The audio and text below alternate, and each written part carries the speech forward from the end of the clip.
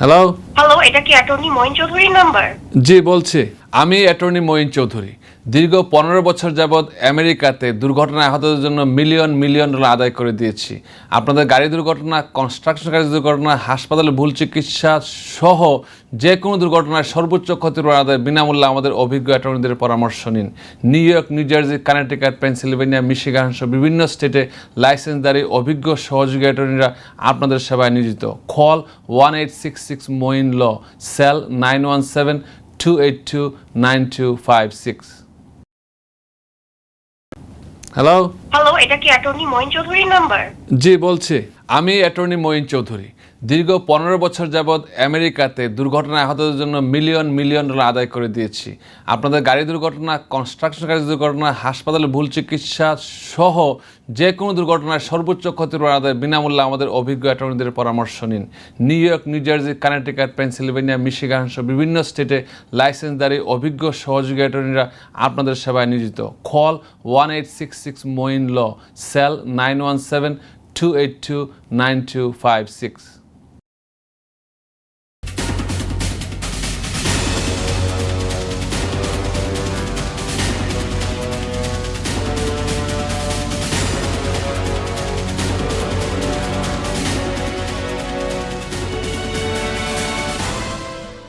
আসসালামু আলাইকুম। চ্যানেল আইয়ের নিয়মিত আয়োজন ল অ্যান্ড ইমিগ্রেশনে পুরো অনুষ্ঠান জুড়ে আপনাদের সাথে আছে আমি রিজওয়ানা এলভিস। আর অতিথি হিসাবে আমাদের সাথে যিনি উপস্থিত আছেন তিনি হচ্ছেন অ্যাটর্নি মঈন চৌধুরী, যিনি সকল প্রবাসীদের অধিকার নিয়ে কাজ করেন। অ্যাক্সিডেন্ট কেসেস ও মেডিকেল মেল প্র্যাকটিস মামলায় মিলিয়ন মিলিয়ন ডলার ক্ষতিপূরণ আদায় করে দিচ্ছেন ও আমেরিকান ইমিগ্রেশন আইনে অভিজ্ঞ, আমেরিকান সুপ্রিম কোর্টের লাইসেন্সপ্রাপ্ত এবং প্রথম বাংলাদেশি বংশোদ্ভূত অ্যাটর্নি। আমরা সরাসরি চলে যাচ্ছি মঈন চৌধুরীর কাছে। স্বাগতম ভাই আপনাকে। কেমন আছেন? ধন্যবাদ এলভিস। প্রথমেই চলে যাই, আমরা যেহেতু এখন এই যে প্রেসিডেন্ট ট্রাম্প আসার পরে কিন্তু ইমিগ্রেশন নিয়ে অনেক ধরনের সমস্যা আমরা, বিশেষ করে আমি বাঙালিদেরই বলবো, আমরা ফেস করছি। প্রথমে যদি আমি কেয়ার ভিসায় চলে যাই, আপনি যদি কেয়ার ভিসা সম্পর্কে কেয়ার ভিসার K1 K2 নিয়ে যদি আমরা একটু কথা বলি। ধন্যবাদ। কেয়ার ভিসা না, আমেরিকা কেয়ার ভিসাটা না, এটা K1 K2 K1। এইটা বর্তমানে জনপ্রিয় এই জন্য কারণ আপনারা জানেন, সবাই জানে, সারা বিশ্বের সবাই জানে, আমেরিকার 75 কান্ট্রিজের যে ভিসা মানে পজ দেওয়ার কারণে এখন যারা তারা করছে কি ইন্টারভিউগুলো হচ্ছে কিন্তু ভিসা ইস্যু হচ্ছে না। যদি কেউ সত্যিকার অর্থে ফিয়ান্সে হয়ে থাকে, এঙ্গেজমেন্ট হয়ে থাকে বাংলাদেশ বা বিশ্বের যে কোনো দেশের নাগরিকের সাথে, তারা ইচ্ছা করলে K1 ভিসা, এটা আগেও ছিল, এমন নতুন না, আগেও ছিল, বর্তমানে এটা আছে, এটা তারা ইস্যু করতে পারবে যেহেতু এটা ইমিগ্রেন্ট ভিসা না। সিস্টেমে তারা নন ইমিগ্রেন্ট ভিসা আসবে, আসার পরে তারা 90 ডেজের ভিতরে তাদের বিয়ে সম্পন্ন হবে, অ্যাডজাস্টমেন্ট স্ট্যাটাস ফাইল করবে, ultimately leading to green card. এটা হচ্ছে K1। তাদের ডিপেন্ডেন্ট থাকলে K2 তে আসতে পারে যদি মাইনর চিলড্রেন থাকে। মনে করেন mister X is engaged with miss Y এবং ওয়াই যদি বাচ্চা থাকে জেড সহ কিন্তু তারা আসতে পারে। আর একটা হচ্ছে K3 ভিসা। অনেকে আমি শুনেছি, অনেকেই বলে যে স্যার আমরা হচ্ছে বিয়েটা গোপন করে আসি, গোপন করে যদি আমরা মানে ইনফরমেশন গুলো আসলে তারা বলছে যে অনেকে তাদেরকে অ্যাডভাইস দিচ্ছে গোপন করে বিয়ে হয়েছে কিন্তু বলবো না, আমরা ফিয়ান্সে চলে আসছি। আমি বলবো কখনোই ইমিগ্রেশনে কোনো সময় মিথ্যা তথ্য দেওয়া সঠিক হবে না, কারণ মিথ্যা তথ্য দিলে আপনার ফিউচার বেনিফিটটা বন্ধ হয়ে যেতে পারে। সো এই ক্ষেত্রে সরকারি একটা অপশন দিয়ে রাখছে, if you are married to somebody other countries, আপনারা চাইলে বিয়ে হওয়ার পরেও যদি I-130 অ্যাপ্রুভ হওয়ার আগে পর্যন্ত he can apply for K3 visa এবং K4 ভিসা। তো এই ক্ষেত্রে আপনি কোনো তথ্য বা সত্য গোপন করতে হচ্ছে না, ভুল ইনফরমেশন, ভুল তথ্য দেওয়া যাবে না। ভুল তথ্য দিয়ে আসেন, ইন ফিউচারে যদি মনে হয় আপনি এই তথ্য দেওয়ার কারণে আপনার নাগরিকত্ব বাতিল হতে পারে, যেহেতু আপনি প্রথম থেকে আপনি মিথ্যা তথ্য দিয়ে আসছেন, আপনি এলিজিবল ছিলেন না। তো সবাইকে আমি চ্যানেল আইয়ের মাধ্যমে জানাতে চাই, বাংলাদেশের ক্ষেত্রে এই প্রবণতাটা আছে, বিশ্বের বিভিন্ন দেশে যারা ইমিগ্রেন্ট কান্ট্রি, তারা চায় যে একটু সত্য গোপন করে বা মিথ্যা তথ্য দিয়ে আসলে কি হয়, কিন্তু America is a great country, কারণ আজকে নাও কালকে খুঁজে বের করবে। সারা জীবন রিস্কে থাকার চেয়ে আপনার সঠিক তথ্য দিয়ে আসেন, সঠিক তথ্য দিয়ে আসেন। যেমন একটা কথাই বললাম আপনাকে, যদি K1 ভিসায় আপনি আসতে চাচ্ছেন, আপনি যদি বিবাহিত K3 ভিসায় আসবেন, why you hiding the information? Hiding করার তো প্রয়োজন নেই। হাইডিং করলে আপনি দেখা গেলো পরে আপনার গ্রিন কার্ডটা হলো না। তো এক্ষেত্রে সতর্ক থাকতে হবে। অনেকে কিন্তু এখানে থেকে আসলে বিয়ে করে, তো বাইরে থেকে যদি কেউ অ্যাপ্লাই করে সেক্ষেত্রে আসলে টাইম ডিউরেশনটা কত, আর যদি কেউ একেবারে আমেরিকার মধ্যে থেকে হয়তো বিয়ে করেছে সেখানে স্ট্যাটাস আসলে চেঞ্জ হওয়ার জন্য কতটুকু সময় লাগতে পারে? আমেরিকার ভিতরে যারা আছে, যদি আমেরিকার নাগরিক হয়, তারা যদি বর্তমান বিবাহ বন্ধনে আবদ্ধ হয়, তাদের কিন্তু কোনো ভিসা ইস্যুতে রেস্ট্রিকশন নাই বা পজ নাই। কিন্তু শর্ত হচ্ছে যেই পুরুষ বা মহিলা আমেরিকাতে ঢুকবে সে কিন্তু বৈধভাবে ঢুকতে হবে। অবৈধভাবে ঢুকে থাকে, বর্ডার ক্রস করে ঢুকে থাকে, তার কিন্তু অ্যাডজাস্টমেন্ট হবে না। তার ওয়েভার নিয়ে থার্ড কান্ট্রি থেকে, দেশ থেকে যে ভিসা নিয়ে আসতে হবে। কিন্তু এই ক্ষেত্রে সময় খুবই কম লাগে। আমরা অতীতে এমনও করেছি, এই ট্রাম্প প্রশাসনের সময় 2 মাস 16 দিন পরে গ্রিন কার্ড চলে আসছে। আচ্ছা, মানে এটা খুবই মানে শর্ট টাইমের ভিতরে। শর্ট টাইমে আমি গত কালকে একটা কেস করলাম, as I am talking right now. তার প্যারেন্টস এর জন্য তার মেয়ে অ্যাপ্লাই করেছে, তার বাবার জন্য। বাবা 13 বছর এই দেশে আনডকুমেন্টেড ছিল, তার কোনো কাগজ ছিল না, কোনো কাজ করে নাই, তার কোনো ধরনের সোশ্যাল সিকিউরিটি ছিল না বা ওয়ার্ক পারমিট ছিল না, জাস্ট ছিল এই দেশে। তো অনেকে ভয় পাচ্ছে এই সময় এই কাজগুলো করলে কি হবে, অ্যারেস্ট হবে কিনা। হ্যাঁ, বিভিন্ন স্টেটে আমরা শুনেছি অ্যারেস্ট করছে, কিন্তু আমি খুব নির্দ্বিধায় বলতে চাই প্র্যাকটিক্যাল কেস গতকালকেই হ্যাঁ, তো এটা আমরা 2-3 মাস সাম কাপল অফ ডেজের মধ্যে সে গ্রিন কার্ড অ্যাপ্রুভ হয়ে গেছে। সেই ক্ষেত্রে ভয় না পেয়ে যদি সঠিকভাবে আমেরিকায় এসে থাকেন, ভয়ের কোনো কারণ নাই। সেই ক্ষেত্রে আসলে মনে হয় আমি একটু ইন্টারাপ্ট করি আপনার কথার মধ্যে, কি ধরনের ডকুমেন্টস আসলে প্রোভাইড করতে হবে যে সে যদি এখান থেকে অ্যাপ্লাই করতে চায়? এখান থেকে যদি কেউ বিয়ের মাধ্যমে অ্যাপ্লাই করতে চায়, অবশ্যই যে ভদ্রলোক বা ভদ্রমহিলার জন্য আবেদন করবে সেই দেশে বৈধভাবে আসতে হবে। বৈধভাবে সঠিক নামে সঠিক ডেট অফ বার্থে আসতে হবে। অনেকে দেখা যায় যে পাসপোর্টের নাম এক, তখন একটু সমস্যা হয়। সে যদি পূর্বে কখনো বিয়ে হয়ে থাকে, সেই ইনফরমেশন, ডিভোর্স সার্টিফিকেট লাগবে। বিয়ে না হয়ে থাকলে তো সরকার নেই। এইখানে যে আছে তারও সঠিক ডকুমেন্ট লাগবে। সে কিভাবে আসছে এটা ইম্পর্টেন্ট। একটা তথ্য আমি সবসময় বলে থাকি মানুষকে, অনেক লয়ার এগুলো জানে না, কারণ করে না বেদা জানে না। যদি কেউ গ্রিন কার্ড নিয়ে আমেরিকায় আসে বিয়ের মাধ্যমে, সে কিন্তু নেক্সট গ্রিন কার্ড পাওয়ার নেক্সট 5 ইয়ার্স এর মধ্যে সে কিন্তু কারোর জন্য আবার বিয়ের জন্য অ্যাপ্লাই করতে পারবে না। কিন্তু অনেকেই ভাবে যে আমার গ্রিন কার্ড হয়ে গেছে, বিয়ে অ্যাপ্লাই করব না কেন। এই জিনিসটা খুবই সেনসিটিভ। সামান্য একটু ভুলের কারণে অনেকের মানে বিরাট সমস্যার সম্মুখীন হয়। পরবর্তীতে অনেকে আছে মনে যে 20-30 বছর অবৈধ আছে, তাদের করার কিছু নাই। এই দেশটা অনেকের জন্য সুখের দেশ, অনেকের জন্য দুঃখের কাহিনী। সো এই ক্ষেত্রে আপনারা প্রথম দিকেই সচেতন থাকতে হবে। এবং আমেরিকান ইমিগ্রেশন ইজ কমপ্লেক্স আবার সিম্পল, দুইটাই বলা যায়। কমপ্লেক্স এই ক্ষেত্রে আপনি যদি ভুল পথে যান, ইট ইজ কমপ্লেক্স। আর যদি সঠিক পথে যান, আপনি সঠিকভাবে সমাধান করতে পারবেন। ইমিগ্রেশনে সবসময় কথাই থাকে একটা রং হেল্প অলওয়েজ হার্ট। এমন কারো কাছ থেকে হেল্প নেবেন না, এমন কিছু করবেন না, ভুল পথে যদি হেল্প নেন আপনি অবশ্যই এটা পরবর্তীতে আসলে সমস্যা হবে। রং হেল্প, কাউকে রং হেল্পও করবেন না, রং হেল্প নেবেন না আপনারা। আচ্ছা, মনভাবে আরও একটা জিনিস আপনার কাছ থেকে জানতে চাচ্ছি যে এই যে আপনি বললেন যে বাংলাদেশ থেকে বা এখান থেকে অ্যাপ্লাই করা যাবে, বর্তমানে তো আসলে 75 যে কান্ট্রিজগুলোতে পজ আছে সেটা কিন্তু বাংলাদেশেও কিন্তু আছে, এই মুহূর্তে কি আসলে করা সম্ভব? না, বাংলাদেশে ভিসা ইস্যু করবে না, কিন্তু ইন্টারভিউ হচ্ছে। অ্যাডজাস্টমেন্ট অফ স্ট্যাটাস যারা এই দেশে থাকে, এই দেশে থেকে যারা অ্যাপ্লাই করছে, ধরেন ওয়াইফ বা হাজবেন্ড আমেরিকায় আছে, আমেরিকায় বিয়ে করেছে এবং আমেরিকায় তাদের সবকিছু মানে লিগ্যাল পেপারস আছে আর করে এক কথায়, তখন এটা ওভারসিজ ধরেন ভিসা পজ আছে, কিন্তু এখানে অ্যাডজাস্টমেন্টের গ্রিন কার্ড দেওয়া পজ নাই। এটা চলছে। হ্যাঁ, অনেকে আসলে ইনফরমেশনটা নিয়ে একটু দ্বিধায় আছে যে আসলে এখানে যদি থাকে ডেফিনেটলি হবে। তবে সবাইকে অনুরোধ করব, আপনারা যারা গ্রিন কার্ড নাই বা সিটিজেন না, তারা কোনো ধরনের পাবলিক চার্জ মানে সরকারি কোনো সুবিধা, আনডকুমেন্ট সুবিধা নেবেন না। এই রিসেন্টলি আমাদের যে অ্যাম্বাসেডার, ইউএস অ্যাম্বাসেডার বাংলাদেশে, তারা ইউএস অ্যাম্বাসিতে পোস্ট করেছে যে B1 B2 যে কোনো ভিসা যদি আমেরিকায় আসেন আপনারা, যদি কোনো সরকারি সাহায্যের উপর নির্ভরশীল হন, তাহলে আপনার ফিউচার ইমিগ্রেশন বেনিফিট হয়তো আপনি পাবেন না, আপনার ডিনায়াল হতে পারে। সেই বিষয়টা মাথায় রাখবেন।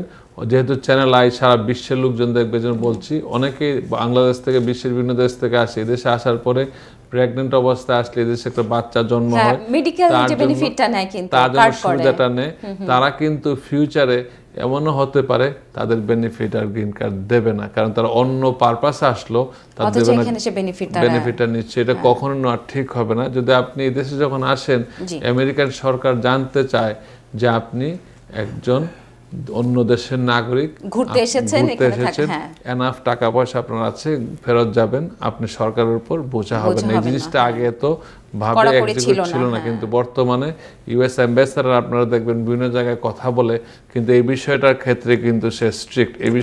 এই বিষয়ে সব ওপেনলি বলে যে ট্যুরিস্ট ভিসা না কেউ যদি কোনো ধরনের ইমিগ্রেন্ট ছাড়া অন্য ভিসা না কেউ যদি আমেরিকায় আসে এবং সরকারের সুবিধার দ্বারগ্রস্ত হয়, তারা কিন্তু আমেরিকায় ফিউচার বেনিফিট পাওয়ার সম্ভাবনা কমে যাবে। এবার আমরা একটু চলে যাই EB-1-এ। EB-1-এ আসলে যারা অ্যাপ্লাই করতে চাচ্ছে, অনেকে হয়তো ভয় পাচ্ছে যে এই মুহূর্তে আমি ফাইল সাবমিট করব কিনা, আমার যদি ডিনাইল হয়, বা আমার এটা এখন আদেও আসলে আগে যে একটু শিথিল ছিল সেই শিথিলতাটা তো এখন নাই, সেই ক্ষেত্রে আপনি কি বলবেন? ধন্যবাদ। EB-1 দুইটা ভাবে করা যায়। একটা হচ্ছে অ্যাডজাস্টমেন্ট অফ স্ট্যাটাস, এখানে থেকে করলে খুব কুইক হবে। যদি দেশে থেকে করতে হয়, অনেক সময় তো ব্যাকলগে পড়ে যায়। আপনারা সিটিজেনের স্পাউস এবং প্যারেন্টস অ্যাপ্লিকেশন অনেক দিন পেন্ডিং থেকে যায়, এটা কিছু করার থাকে না। সার্ভিস সেন্টার যেখানে ওটার উপর ডিপেন্ড করে, কিন্তু এখানে থেকে যদি অ্যাপ্লাই করে খুবই প্রক্রিয়াটা সহজ এবং এখানে থাকলে ইজিলি প্রথমে ওয়ার্ক পারমিটটা পাওয়া যায়, তারপরে কাজ করতে থাকে। আলটিমেটলি এক সময় গ্রিন কার্ড, অনেক সময় ইন্টারভিউ ছাড়াও আসে, ইন্টারভিউ নিতে সিকিউরিটি কোয়েশ্চেন থাকলে ইন্টারভিউ নেই, সিকিউরিটি কোয়েশ্চেন ছাড়া ইন্টারভিউ লাগে না।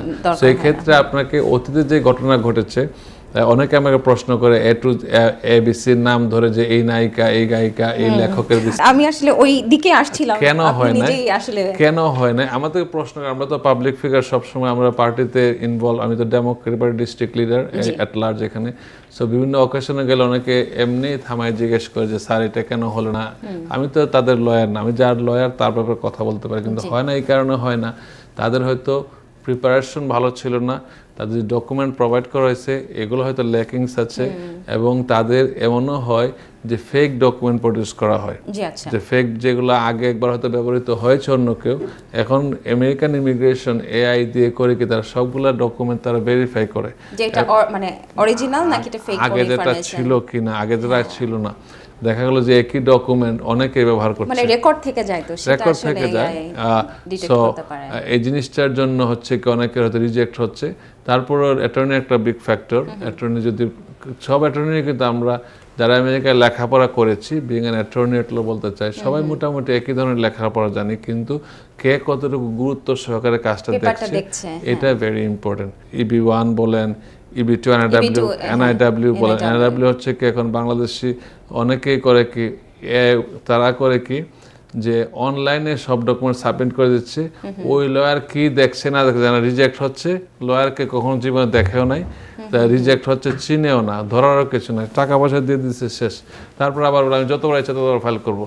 This is not the way. সেক্ষেত্রে কি আসলে যতবার ইচ্ছা কেন ফাইল করেন, আপনি প্রপারলি যদি ফাইল করেন, আপনি প্রথমবারে হওয়ার দরকার হচ্ছে না। যতবার ইচ্ছা ফাইল করেন, নতুন ডকুমেন্ট ছাড়া যতবার ইচ্ছা ফাইল করবেন কেন? ইফ সামথিং চেঞ্জ, আপনি আজকে হয়তো ফাইল করেছেন, নতুন কিছু ডকুমেন্ট অ্যাড হচ্ছে, আপনার শিক্ষা যোগ্যতা বেড়েছে, বা আপনি নতুন অ্যাওয়ার্ড পেয়েছেন, ডিফারেন্ট ইস্যু, এটা তো খুব একটা একবার রিফিউজ হলে এটা অলওয়েজ রেড ফ্ল্যাগ। আমরা দেখছি যে এই মুহূর্তে তো আসলে পজিটিভ রেজাল্ট খুব কম আসছে। না, আমি পজিটিভ রেজাল্ট বলবো, আমি তো পজিটিভ রেজাল্ট পাচ্ছি। আমি যতগুলো অ্যাডজাস্টমেন্ট ফাইল করছি একটা দিন হয় নাই। না, আমি EB-1 এর কথা বলছি, কারণ অনেকে আসলে আপনি যেটা বলছিলেন যে নায়ক নায়িকা গায়ক গায়িকা অনেকেই কিন্তু এখন তারা আমেরিকাতে আসার পরে চিন্তা করে যে আচ্ছা আমি EB-1-এ যাব স্ট্রেট। সেই ক্ষেত্রে আমি বলবো যে আসলে এই মুহূর্তে করাটা কি উচিত হবে নাকি আরো কিছু? যদি আপনার প্রপার ডকুমেন্ট থাকে, if you think you are qualified, talk to an attorney. আমাদের মতো যদি কোয়ালিফাইড কোনো অ্যাটর্নি থাকে তার সাথে সরাসরি কথা বলবেন। আমাদের একটা প্রবণতা কি, মাগনা মানে ফ্রি পাইলে যতটুকু পারে, যে এক জায়গায় টাকা ঠিকই দেবে কিন্তু সব ফ্রি জানতে চায়, ওইটা না করে আপনি সরাসরি আমাদের সাথে সরাসরি দেখা করবেন, ভিডিও কনসাল্ট করতে পারেন। আর আপনি কনসালটেশন ফ্রি দিয়ে কথা বলতে পারেন, আপনি সঠিক তথ্য জানবেন। আপনি 2-3 লয়ারের সাথে কথা বলে then you decide if you think you are qualified, there is Then no you time go for frame. that. এখানে টাইম ফ্রেম নাই। আপনারা এখানে বলতেছেন গুড টাইম, অনেকে তো ভয়ে ইন্টারভিউ যাচ্ছে না, কিন্তু আমি তো হ্যাঁ, যে আমি ওটাই বলছিলাম। বিয়ের কেসগুলা বা প্যারেন্টসের কেসগুলা আমরা তো ইজিলি করতেছি। যে ক্লায়েন্ট যেতে চায় নাই, ক্লায়েন্ট কয় স্যার আমাকে অ্যারেস্ট করলে আপনি কি করবেন? আচ্ছা, সো অ্যারেস্ট করলে কি করবেন, কিছু তো করার নাই। আমি বলছি যে আপনার অনলি অপশন হচ্ছে গো ফরওয়ার্ড, কারণ আপনি যদি এখন যদি না যান, আমেরিকান সরকার কিন্তু জানে কে কোথায় আছে, আপনাকে চাইলে কিন্তু ধরতে পারে। একদম। সো আপনি বেটার ওখানে গেলে তো আপনার কেসটা আমরা আপনাকে রিপ্রেজেন্ট করতে ভালো হবে, গেল হয়ে গেল। আবার এই মুহূর্তে আরও একটা আমরা দেখছি, আমরা যেহেতু মিডিয়াতে কাজ করি, আপনি নিজেও জানেন আপনার কাছে প্রচুর ক্রেজ আসে এটা নিয়ে। অ্যাসাইলাম যারা করেছিল, যারা চিন্তা করেছিল যে আচ্ছা আমি বিএনপি জামাত বা এলডিপিতে ছিলাম, এখন তো আসলে পরিবর্তন হয়েছে, তাদের কেসগুলো আসলে কি হতে পারে? কি হতে পারে বা কি হচ্ছে এটাই শুনেন, আবার কি হতে পারে এটা তো শুনবেন। তাদের অবস্থা আসলে খুব একটা সুবিধাজনক না, কারণ হচ্ছে আপনি যেই রাজনৈতিক দলেই ছিলেন না কেন, আপনি প্রথমেই এসে বলেছেন যে বাংলাদেশের তৎকালীন যে রাষ্ট্র ক্ষমতায় ছিল যে দলটা, ওই দলটা আপনাকে অত্যাচার করেছে, নির্যাতন করেছে, অতীতে করেছে, বর্তমানে আসার আগে পর্যন্ত করেছে, ভবিষ্যতেও করবে। এখন ইমিগ্রেশন অনুযায়ী যদি কেউ পাস্ট পারসিকিউশন থাকে, অতীতে আপনাকে অত্যাচারিত হয়েছেন, আপনি বর্তমান অত্যাচারিত হলেন, ভবিষ্যতে কোনো অত্যাচারের সম্ভাবনা নাই, দেন কিন্তু আপনার কেসটা তারা অ্যাপ্রুভ করতে বাধ্য না। আপনি কাউকে ফোর্স করতে পারবো না আমরা, কেন এটা অ্যাপ্রুভ করবেন না। আপিল করলেও বলবে যে হ্যাঁ স্যার তো বর্তমান কোনো সমস্যা নাই। তো এই জিনিসটা খুবই ইম্পর্টেন্ট। একটা সরকারের পতন হয়েছে, কিন্তু যেই লোকগুলা ধরেন অনেক কষ্ট করেছে এখানে থেকে, তাদের হয়তো হিয়ারিং বাকি ছিল, এখন তাদের জন্য তো বাংলাদেশটা বলবে যে হ্যাভেন, কারণ তোমরা যা চেয়েছিলা তাই তো পেয়েছো। বর্তমানে তখন দেশে কোনো সমস্যা নাই, আসলেই নাই। সেই ক্ষেত্রে তাদের উচিত হবে তাদের অ্যাটর্নির সাথে বসে সরাসরি কথা বলে এইভাবে কিভাবে স্টেটমেন্ট কি ছিল রিভিউ করতে হবে। এবং সমস্যা হচ্ছে কারেক্টটা, আমি কাউকে ব্যক্তিগতভাবে কথাগুলো নেবেন না, আমি খুব মানে কথা বলতে আসলে কথা চলে আসে।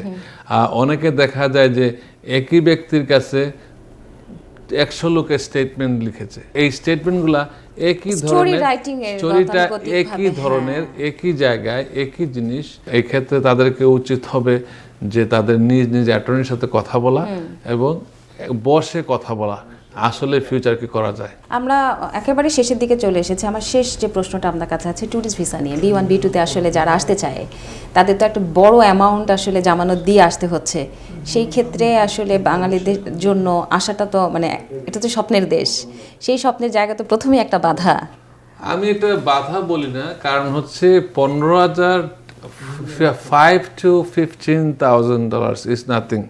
কারণ আমেরিকা যদি আসতে হয় এই পরিমাণ অর্থ সবার কাছে থাকতে হবে। অনেকে হয়তো চিন্তা করছে যে আমি দিব, কতটুকু সিকিউরিটি আছে এটা? Security 100% security. আমেরিকার সরকারের পক্ষে বলছি না, ডোনাল্ড ট্রাম্প বর্তমান প্রেসিডেন্ট, আমি সরকারের পক্ষে বলছি, আমি ডেমোক্রেটিক পার্টি ডিস্ট্রিক্ট লিডার, সরকারের পক্ষে বলছি না। আবার এটা হয়তো এই জিনিসটা যে নীতিটা উড্র হতে পারে, ডোনাল্ড ট্রাম্প চলে গেলে এটা হয়তো আবার শিথিল হতে পারে। এই বন্ডটা অনেকে কল দিয়ে বলে যে স্যার $15,000 দিয়ে ভিসা দিচ্ছে, দিস ইজ রং। $15,000 দিয়ে ভিসা দিচ্ছে না। আপনি যদি কোয়ালিফাই করেন তখনই আপনাকে বলবে যে আপনার বন্ড লাগবে কি লাগবে না। 5,000 to minimum 5,000, maximum 10,000 for the entire family. এখন যদি এই টাকাটা আপনি কাউকে হাতে হাতে দেবেন না, this goes to US portal, যে pay.gov এ যাবে। সেই ক্ষেত্রে প্রতারণার হাত থেকে বাঁচার জন্য সরকারে এই জিনিসটা তৈরি করছে। আপনাকে আগে অ্যাপ্লাই করতে হবে, ইন্টারভিউ হবে। তাহলে তো এটা পজিটিভ, আমি বলবো এটা তো এটা পজিটিভ। It is positive. আমরা কেন নেগেটিভ জানি না, যে ইট ইজ পজিটিভ। হয়তো কেউ জীবনে কখনোই দেশে আসে নাই, কোনো দেশে যায় নাই, সে যদি without traveling to any other country সে যদি আমেরিকা আসতে পারে $15,000 জামানত দিয়ে, ওয়াই নট? খারাপ কি? তার তো টাকা, এই পয়সা তো থাকতেই হবে, এই পয়সা না থাকলে ঘুরবে কিভাবে? টাকা তো ফেরতযোগ্য। সে যদি কোনো অবৈধ কাজ না করে, ক্রিমিনাল অ্যাক্টিভিটিতে না জড়ায়, এখানে সে যদি কোনো ধরনের সরকারের বেনিফিট না নেয়, টার্ম অনুযায়ী চলে যায়, তার ভয়ের কোনো কারণ নাই। সে will get the money back, অথবা এমবাসি যোগাযোগ করতে পারবে, সমস্যা নেই। আরেকটা প্রশ্ন আমার মাথায় আসছে, সেটা হচ্ছে ডিভি অনেকেই কিন্তু চাটুকারি অ্যাড দিচ্ছে ফেসবুকে, কিন্তু বাংলাদেশ কিন্তু আসলে ওই লিস্টের মধ্যে নাই। তো অনেকেই দিচ্ছে যে ডিবি লটারি 2026 এই যে আপকামিং 2027, সেই ক্ষেত্রে আপনি আসলে যদি আপনি একজন অ্যাটর্নি হিসাবে এবং একজন বিচক্ষণ অ্যাটর্নি এবং আমাদের আমেরিকান ইন্টারন্যাশনাল বার অ্যাসোসিয়েশনের ডাইরেক্টর, সো সেই জায়গা থেকে আপনি যদি আমাদের সাধারণ যারা আছে তারা যেন এই ফাঁদে না পড়ে, আপনি যদি আসলে একটু বলতেন। ধন্যবাদ। এটা অনেকেই আমাকে প্রশ্ন করে, কল করে যে স্যার এইরকম ডিবি আবার চলতেছে, তার প্রিপারেশন নিচ্ছে। ডিবি বাংলাদেশে যে কোটা এক্সস্ট হয়ে গেছে, আপনারা এই যে এপ্রিলে অ্যাপ্লাই শুরু হবে, আর বাংলাদেশি পাসপোর্টধারী কেউ ডিবি অ্যাপ্লিকেশন, ভিসা অ্যাপ্লিকেশন করার জন্য এলিজিবল না। আপনারা যদি কেউ বলে, আপনারা চ্যানেল আই বরাদ দিয়ে বলতে পারেন, চ্যানেল আইতে বলা হয়েছে এটা আমরা এলিজিবল না। আপনার প্রতারণার শিকার হবে না, আপনাদের তথ্যগুলা নিয়ে হয়তো কেউ এখানে অন্য ধরনের কাজ করতে পারে। So information is very important, এবং আপনার যে আইডেন্টিটিটা সবসময় সুরক্ষিত রাখবেন। আপনাকে অসংখ্য ধন্যবাদ মঈন ভাই। পরবর্তীতে আপনার সঙ্গে আমার আবার দেখা হবে, আমি একটু বিদায় নিয়ে আসি। আপনাকে ধন্যবাদ। দর্শক, এই ছিল আজকের মতো। পরবর্তীতে আবারও দেখা হবে। সেই পর্যন্ত ভালো থাকুন, সুস্থ থাকুন, দেখতে থাকুন চ্যানেলের ল অ্যান্ড ইমিগ্রেশন প্রোগ্রামটি।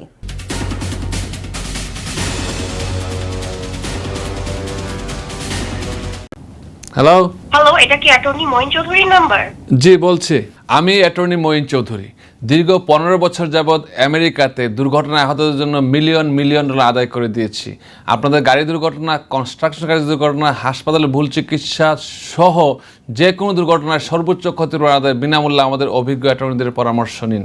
New York, new jersey, Connecticut, Pennsylvania, Michigan সহ বিভিন্ন স্টেটে লাইসেন্সধারী অভিজ্ঞ সহযোগী অ্যাটর্নিরা আপনাদের সেবায় নিয়োজিত। কল 1866 মঈন ল, সেল 917-282-9256। হ্যালো, এটা কি অ্যাটর্নি মঈন চৌধুরীর নাম্বার? জি বলছি, আমি অ্যাটর্নি মঈন চৌধুরী। দীর্ঘ 15 বছর যাবৎ আমেরিকাতে দুর্ঘটনায় আহতদের জন্য মিলিয়ন মিলিয়ন ডলার আদায় করে দিয়েছি। আপনাদের গাড়ি দুর্ঘটনা, কনস্ট্রাকশন কাজের দুর্ঘটনা, হাসপাতালে ভুল চিকিৎসা সহ যে কোনো দুর্ঘটনায় সর্বোচ্চ ক্ষতিপূরণ আদায় বিনামূল্যে আমাদের অভিজ্ঞ অ্যাটর্নিদের পরামর্শ নিন। New York, new jersey, Connecticut, Pennsylvania, Michigan সহ বিভিন্ন স্টেটে লাইসেন্সধারী অভিজ্ঞ সহযোগী অ্যাটর্নিরা আপনাদের সেবায় নিয়োজিত। কল 1866 মঈন ল, সেল 917-282-9256।